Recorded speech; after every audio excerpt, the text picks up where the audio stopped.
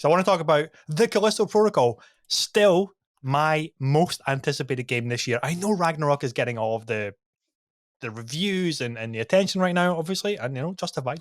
We'll get to that. But the Callisto Protocol for me is still the one this year that looks proper banger next gen, and it's been cancelled. Parentheses in Japan. It hasn't been cancelled entirely. It's only been cancelled in Japan, and this is unfortunate. Like, seriously unfortunate if you're in that region, and we're really looking forward to a kick-ass looking horror game, but it seems it's just a bit too freaking violent for the Japanese market. And I really gotta praise the developers and the publishers for not forcing the developers to say, guys, you gotta rein this shit back in because it's too fucking mental for this market. These poor Japanese audiences can't handle it. And at the same time, Japanese horror is some of the scariest shit I've ever seen. Yeah. And it's like, really? They draw the line here? And I was wondering if it was, and obviously to get both of your opinions on this, do you think it's because it's very visually like grotesque and horrible rather than very like psychological horror, deeply disturbing stuff? And this photorealistic as opposed to anime gore and violence, That was where my brain went immediately when you were like, oh, is it because it's like thriller versus actual, physically seeing something. I think maybe the problem lies in the photorealism because, like, as you say, some anime, some manga is fucking extreme, and I'm like, they can handle their shit. I think like it must be something to do with the photorealism. It'd be really interesting to hear more about why.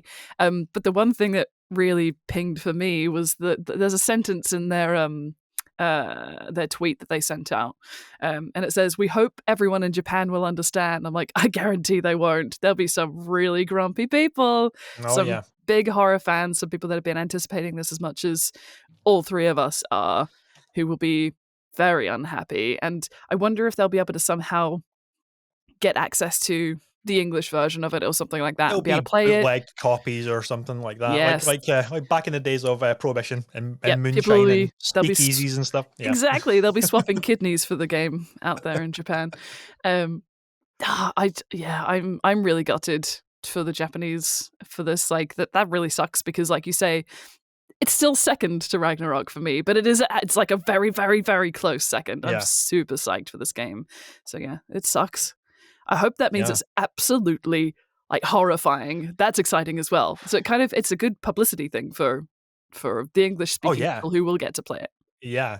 I've pre-ordered this on Xbox, but then a whole bunch of like combat videos and deep dives were coming out this kind of past couple of weeks or past week or so.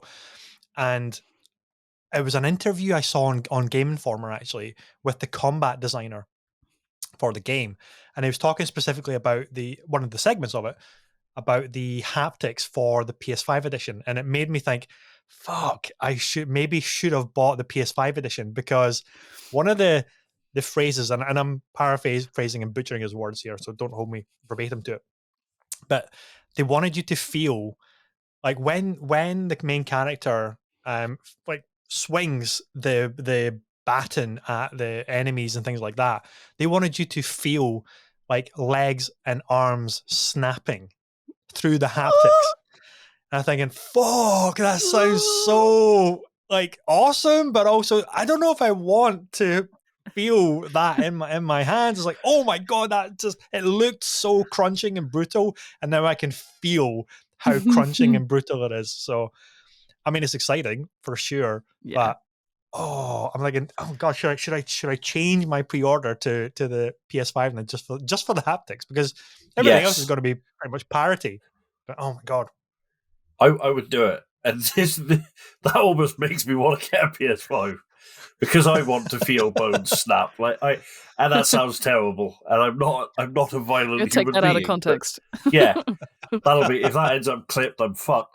But it's no, because that's cool. I mean, that's so cool. And very cool. We play video games to do the stuff we don't do in real life, and so we're supposed to, yes. Yeah.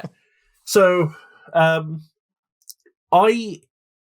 I can only assume that it is incredibly realistically gory, because I was sat when I read that piece that you sent us about it being cancelled in Japan. My first reaction was, how the fuck does anything get cancelled in Japan? I have played some weird shit, and I have watched some weird shit. Yeah.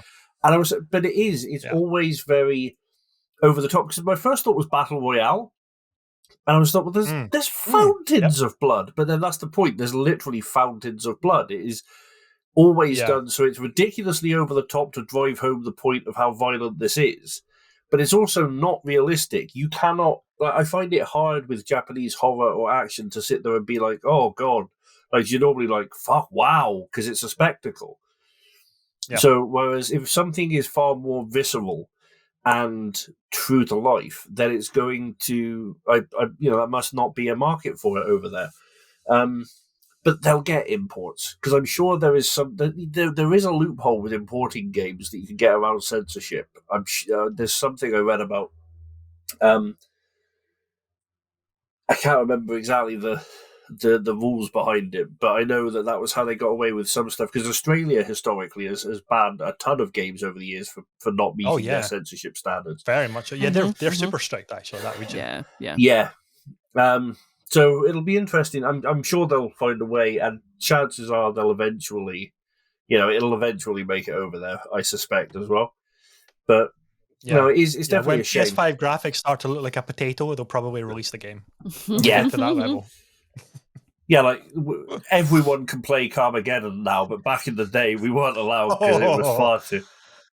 Yeah, I remember. I think it was the German market they removed all of the people and replaced them with robots. Zombies. I think it was. It was zombies, and there was one region that replaced them with robots, and there's one replaced them with zombies. So the blood was all green and things like that. And but good old UK, we had completely uncensored original Carmageddon, and yeah, we did. Oh, it was crazy. I loved that game on the on when I was a PC gamer back in the 90s. I used to play it religiously. I loved it. Yep. The one that looked like a Corvette that had the Razorback razor right down the middle of its bonnet and hood and everything. Oh, so cool. It was an awesome game. Played that for hours and hours with friends. We used to have LAN parties for it. But yeah, it's the one that always pops to mind when I think about the banning of stuff in different countries. The fact that, eventually, like there were workarounds, there were imports. Eventually, it came to the market. So hopefully, it won't be too long. Even recently, like the Wolfenstein games, the modern Wolfenstein games, they get banned in Germany, or not banned in Germany, but the any depiction of a swastika obviously gets removed, replaced, or whatever. And I was thinking, how would that work in a Wolfenstein game? Because it's everywhere. And what are they replacing it with? And now I actually want to play that version just to see what it's like. But what's interesting as well, it made that use case made me think of the Killzone series, because Killzone is essentially space Nazis. Like the enemies in there are space Nazis, so they've got their own iconography and things like that. It's not swastikas; it's other things. You're thinking, well, they've probably just done something like that. They've switched the swastika out for other emblems and things like that. But it's basically like, these fuckers are horrible. You need to wipe them out to save humanity and all that.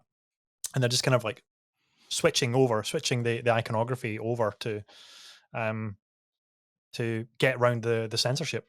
But no, Kills is very very much like that, and I don't think that had any problems, even though everybody knows, okay, these guys are space Nazis. It's basically like the Nazi army, but you're fighting them in space by another clothing, iconography, and that kind of thing. But it's like, censorship is so weird.